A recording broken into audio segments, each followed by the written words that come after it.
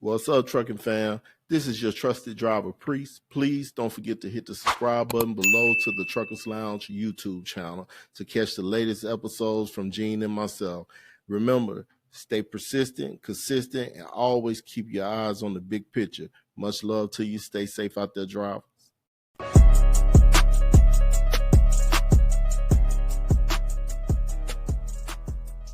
Yes, sir, trucking family. We back in the Truckers Lounge. I am your guy, Priest, and this is a platform where we do commentary and we all try to come together to see if we can come up with some type of strategy to protect our businesses. But speaking of protecting businesses, I want to speak about the issue that's been surfing the internet about freight fraud being on the rise in 2024. So apparently now the big hitters like Walmart, Apple, and Procter & Gamble, they are starting to steal the sting. And when I say sting, I mean financial sting. They pockets are starting to come up short, or profit margins are starting to get slim now due to freight fraud, and as they call it, double brokering. So the issue is that's causing a lot of this, as we all know, is technology.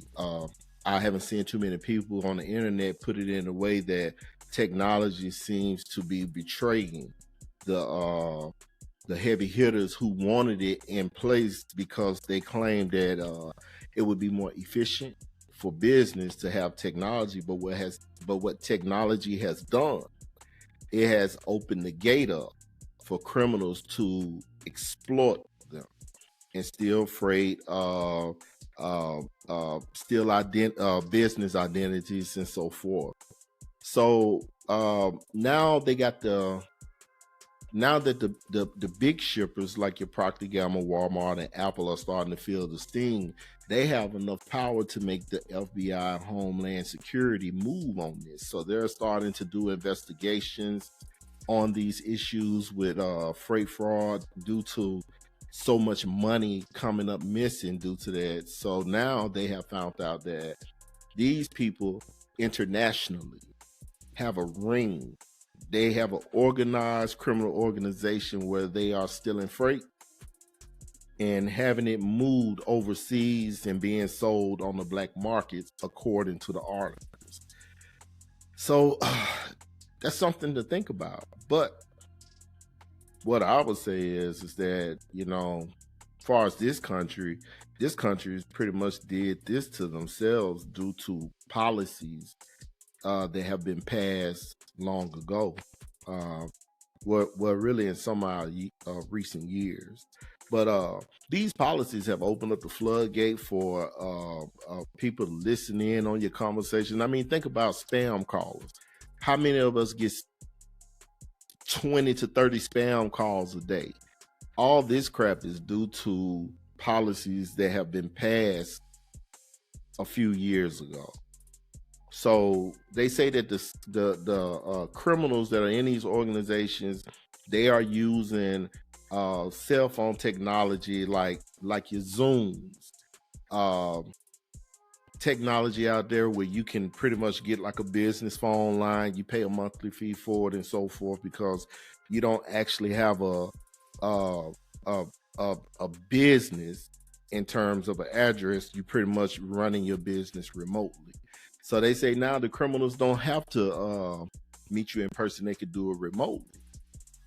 That's not surprising to me, because being a broker and interacting with shippers, everything is digital. None of them want to talk to you anymore. They either want you to do it by email, get signed on with them by email, or through some kind of app that they may have.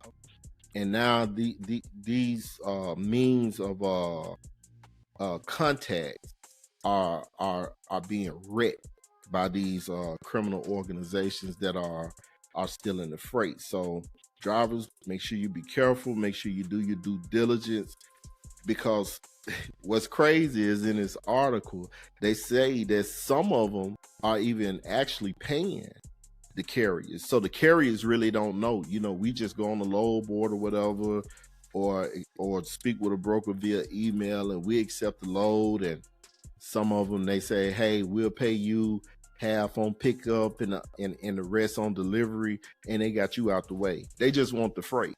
So if it's not directly affecting you, this is just a business strategy, and I know this is going to sound cold, but business is cold.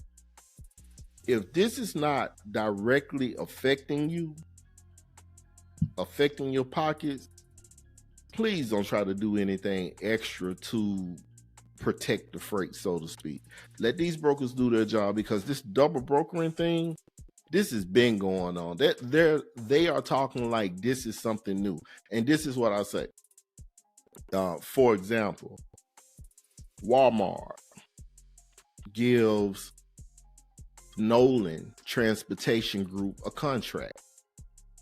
Nolan Transportation Group has the right to subcontract that freight out to whoever they want to, or any other freight forwarder, so to speak. Doesn't have to be Nolan Transportation Group, but they have the right to subcontract that freight out to whoever they want to, and their customer is going to hold them liable if something happens to their product.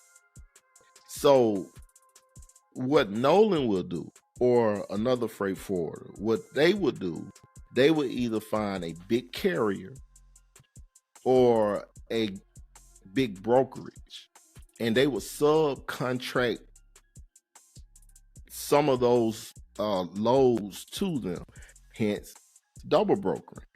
Now, follow me now, that's still double brokering, but they don't want to refer to it that way when they are sharing it amongst each other. It only becomes double brokering when they have got hit by a fraud or a scammer.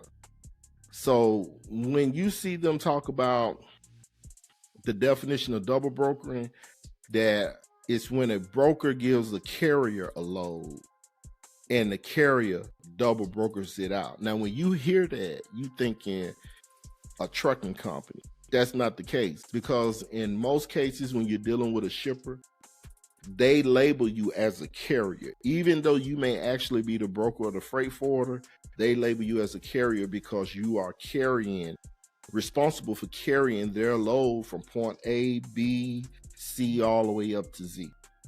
So just that was just food for thought. I wanted to throw that out there because it's not just fraud stealing trucking companies' MC numbers. The frauds are also applying through the FMCSA and through whatever state they want to register a LLC, and getting their LLCs and their MC numbers, because in this country you can create an LLC and you can shell yourself to where no one knows who you are, and you can commit fraud like this, like what's going on, especially if you stay in another country and you just get a PO box over here, and then you go through the process of getting your LLCs and your MC number or your authority. Now, some are going to say, no, that's impossible. You can't do that. Yeah, this country is wide open for that. So a lot of this is going on with the freight fraud that's skyrocketing.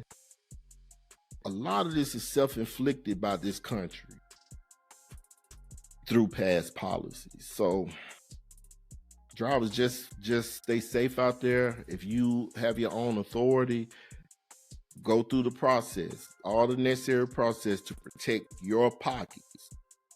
I want us all to just worry about protecting our pockets and getting our money, because when they start talking this noise about the freight fraud, to me, that's just a signal, almost like a bat signal that says we are going to be dropping freight more.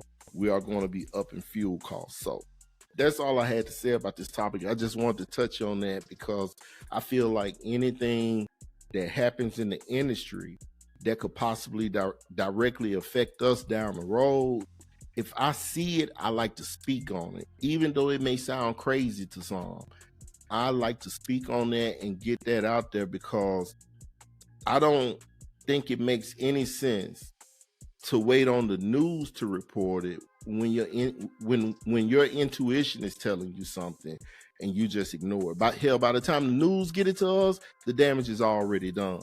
And I think a lot of us are smart enough out there that we can use our intelligence, especially if we've been in this business for a while, to understand and be able to read the forecast to see what's coming before it gets here. Just like the weatherman predicts the weather. So, hey, I'm your guy Priest from the Truckers Lounge. Thank you guys for joining me and listening to me give my take on this. And you guys be safe, man, and much love to you. Peace out.